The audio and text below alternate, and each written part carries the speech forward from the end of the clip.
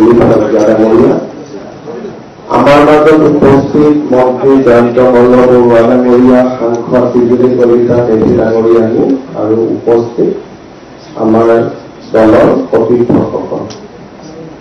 আজি 10 মে আৰু আজিৰ দিনটোতে আমাৰ বিজেপি নেতৃত্বাধীন ভাৰতীয় জনতা পাৰ্টি আৰু ইয়াৰ মিত্ৰগোষ্ঠীৰ চৰকাৰখনে 4টা গৌৰৱময় বৰ্ষ সম্পন্ন কৰিলে।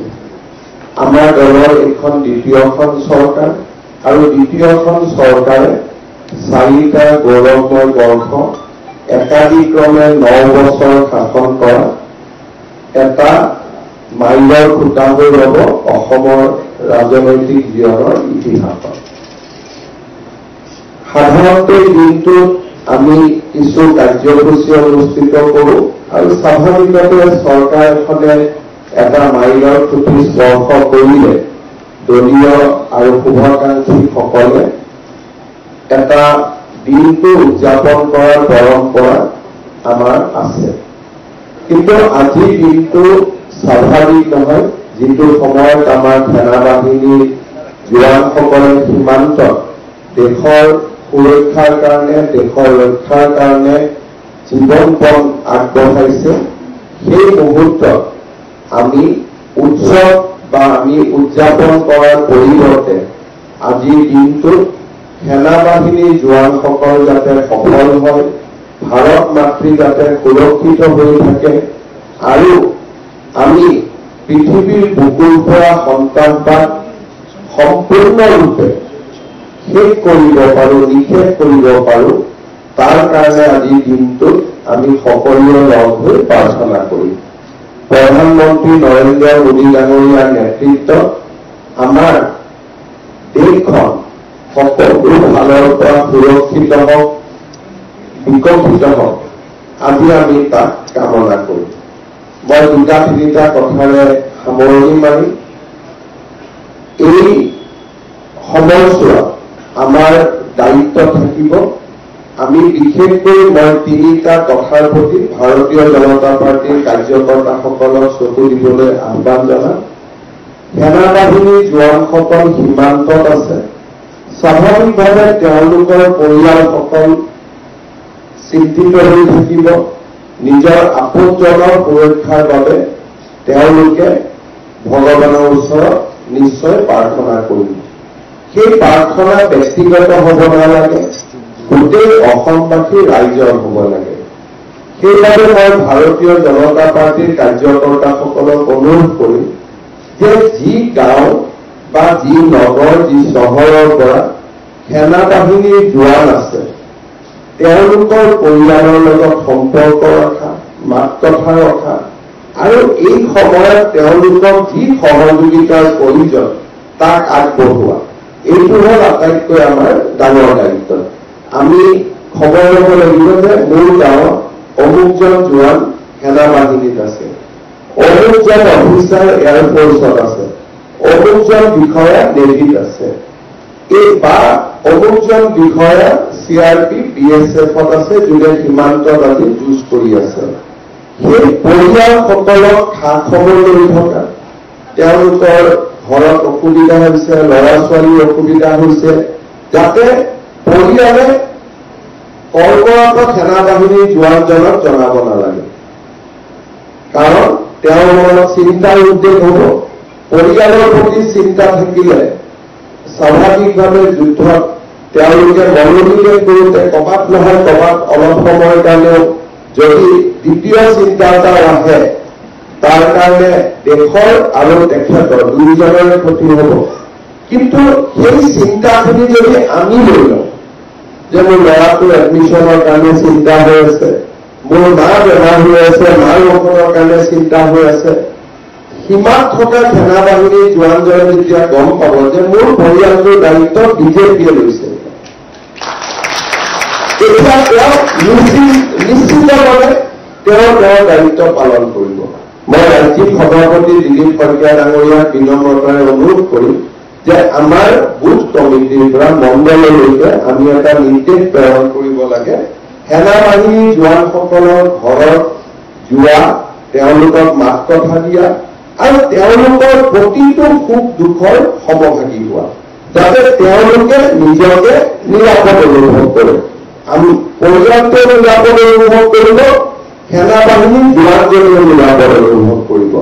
আৰু এনেকুৱা বিষয় যদি চকুত পৰে যে নহয় এই বিষয়টোৰ জিলা ৰাজ্যিক পৰ্যায়ত সমাধান হ'ব লাগিব, তেওঁলোকে যাতে খবৰ দিয়ে। এটা মই ভাবো যে আমাৰ দলে আজিৰে পৰা এই কামটোত আমি আমাক নিয়োজিত কৰিব লাগিব। নাম্বাৰ 2, আজি সময় নহয়, কিন্তু এটা সময় আহিব পাৰে যেতিয়া আমি নিজেও প্ৰত্যক্ষ বা পৰোক্ষভাৱে এই যুঁজৰ লগত কৰবাত নহয় কৰবাত আমাৰ সহযোগিতা লাগিব। আটাইতকৈ ডাঙৰ সহযোগিতা হৈছে ব্লাড ডনেশ্যন। যুদ্ধৰ ক্ষেত্ৰত ব্লাডৰ খুবেই প্ৰয়োজন হয় যদি এটা পৰ্যায়লৈকে যুঁজ আগবাঢ়ি যায়। আজি আমি ডনেশ্যন কৰিব নালাগে, কিন্তু ব্লাড ডনাৰৰ এখন তালিকা, যে 1 লাখ মানুহৰ এখন তালিকা, যেতিয়া লাগে অসমে তুৰন্ত 1 লাখ ব্লাড দিব পাৰিব। এই তালিকাখন স্বয়ং যি আমি কওঁ ভলেণ্টিয়াৰ, যে ব্লাড ডনেশ্যনত ভলেণ্টিয়াৰ হিচাপে আমাৰ লগত থাকিব পৰা কিমান ব্যক্তি প্ৰত্যেক বুথত প্ৰত্যেক মণ্ডলত আছে। আমি এখন লিষ্ট বনাম, আমি লিষ্টখন ৰেকৰ্ড কৰিম, কিন্তু সংগ্ৰহ নকৰোঁ, কাৰণ সংগ্ৰহ কৰিলে অথলে যাব, প্ৰয়োজনতহে সংগ্ৰহ কৰিব লাগিব। যে আজি যদি আমাক কয় যে গুৱাহাটীৰ পৰা 5,000 বটল ব্লাড ইমিডিয়েটলি পঠাব লাগে, আমাৰ হাতত 5,000 মানুহৰ সূচী ৰেডি থাকিব লাগিব। এই কামটো আমি আগবঢ়াব লাগে, সেইটো আমাৰ কাৰণে খুব ইম্পৰ্টেণ্ট। 3 নম্বৰ, এইকেইটা দিন আপোনালোকে যদি চাই যে পাকিস্তানৰ গোটেই লক্ষ্যটোৱে হ'ল যে ভাৰতীয় লোকৰ মাজত বিভাজন, তেওঁলোকৰ এই গোটেই প্ৰপেগেণ্ডাটো চাই।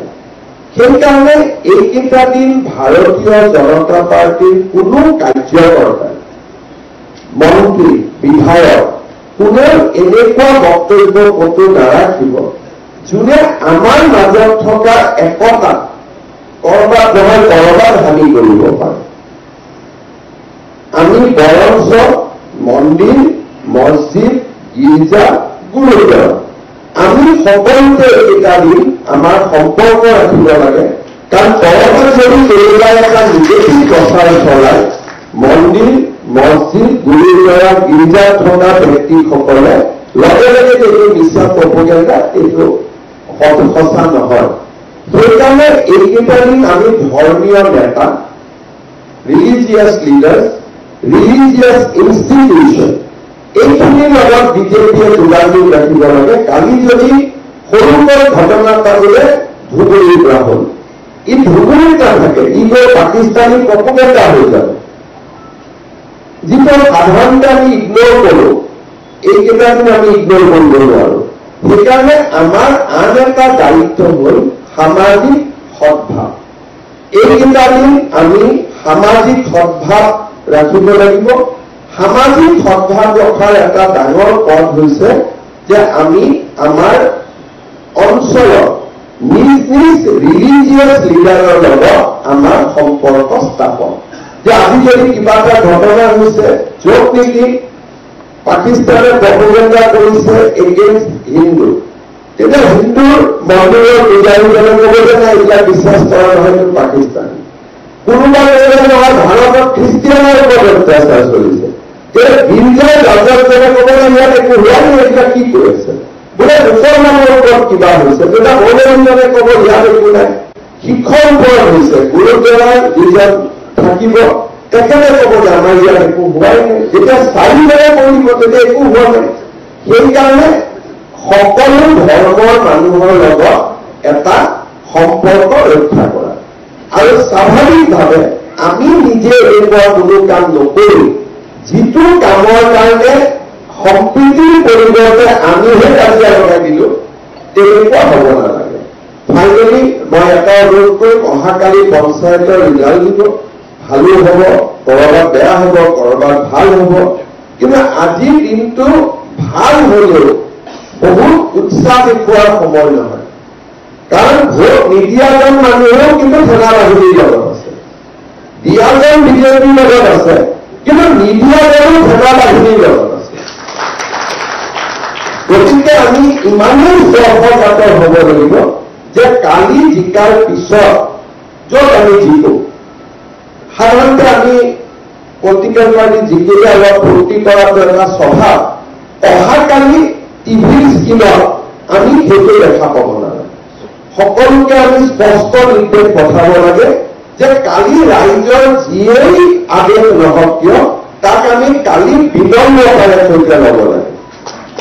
আমাৰ কিছুমান আৰু হয়তো মন্ত্ৰী বিধায়কসকলকো কাউন্টিং হলত যাব মানা কৰিম, কাৰণ তেওঁলোক গলে আমাৰ সমৰ্থকসকলে কেতিয়াবা আবেলি গৈ হিমন্ত বিশ্ব শৰ্মা জিন্দাবাদ, দিলীপ শইকীয়া জিন্দাবাদ, এতিয়া আমাৰ জিন্দাবাদ দিয়া সময় নহয়। নৰেন্দ্ৰ মোদী আৰু সেনা বাহিনী এই দুটাৰ মানে আজি আৰু কাৰো জিন্দাবাদৰ সময় দিয়া নহয়। সেইকাৰণে আমি তলত স্পষ্টভাৱে খবৰ পঠাব লাগে যে হৰা কেন্দ্ৰীয়জনো কিন্তু ভাৰতৰ সেনাৰ লগত আছে। সেইকাৰণে অহাকালি কাউন্টিং হয়, কাউন্টিঙত ভাল বেয়া যি হব হলৰ ভিতৰত হব, যে কোনোবা জিকিব পাৰিব, কাউন্টিং হলে কোনোবা জিকিবই, কোনোবা হাৰিবই। আৰু আমি ইলেকশ্যনৰ ৰিজাল্টটো পিছুৱাই থব নোৱাৰো, কাৰণ তেতিয়া মানুহে সন্দেহ কৰিব যে বিজেপিয়ে ৰিজাল্টটো পিছুৱাই দিছে, বাকচত বা কি কৰি দিয়ে। সেইকাৰণে কালিৰ পৰ্বটো আমি যেনে তেনে শেষ কৰিব খুজিছো। আন দলে কি কৰে নকৰে বেলেগ কথা, বিজেপিৰ দায়িত্ব আটাইতকৈ বেছি। গতিকে বিজেপিৰ ৰেছপন্সটো কালি নিজৰ ৰেছপন্স হব। প্ৰাৰ্থীসকলে জিকিছে, কোনোবা এটা মন্দিৰতে ভগৱানক ধন্যবাদ জনাব, কিন্তু শোভাযাত্ৰা ওলোৱা, শোভাযাত্ৰা ওলোৱাৰ লগে লগে পৰাজিতজনৰ মনটো বেয়া লাগিব। এতিয়া দেশত কাৰো মন বেয়া কৰাৰ সময় নহয়। সেইকাৰণে বিজয়ী আৰু পৰাজয় পৰম্পৰা দুয়োজনে আমাৰ মানুহ। সেইকাৰণে অহাকালি বিজেপিৰ কেণ্ডিডেটসকলে যাতে খুব সংযমেৰে সৈতে নিজৰ দায়িত্ব পালন কৰে, সিও আমাৰ দায়িত্ব। মই আজি কালি ৰাতিয়ে দিলীপ শইকীয়া ডাঙৰীয়াক কৈছিলো যে মই এবাৰ দলৰ কাৰ্যালয়ত আহি আমাৰ যিসকল নেতাৰ প্ৰেৰণা আজি আমি চৰকাৰ চলাইছো, আমাৰ প্ৰধানমন্ত্ৰী অটল বিহাৰী বাজপেয়ীৰ পৰা আৰম্ভ কৰি দীনদয়াল উপাধ্যায়লৈকে আজি আমি সকলোকে পুনৰ এবাৰ স্মৰণ কৰিছো, শ্যামাপ্ৰসাদ মুখাৰ্জীক আমি স্মৰণ কৰিছো, আৰু প্ৰধানমন্ত্ৰী নৰেন্দ্ৰ মোদী ডাঙৰীয়াক আমি কৃতজ্ঞতা জনাইছো অসমক কাৰণে যিমানখিনি তেওঁলোকে কৰি আছে। কিন্তু আজিৰ দিনটোত এই বিষয়ে আমি বহুত দীঘলীয়াকৈ কথা পতাৰ সময় নহয়। আমি কৃতজ্ঞ ভাৰতীয় জনতা পাৰ্টীয়ে পুনৰ এবাৰ অসমবাসী ৰাইজক বিনম্ৰতাৰ সৈতে ধন্যবাদ জনাইছো। আমাৰ 9টা বছৰ ৰাজ্যত শাসন চলাবলৈ সুবিধা দিয়াৰ বাবে, আৰু আমি আকৌ এবাৰ সংকল্প লৈছো যে অসমৰ ৰাইজক আমি সৰ্বস্ব উজাৰি সেৱা কৰি থাকিম, ভাৰত মাতৃক আমি সৰ্বস্ব উজাৰি পূজা কৰি থাকিম। বহুত বহুত ধন্যবাদ। ভাৰত মাতা কি জয়।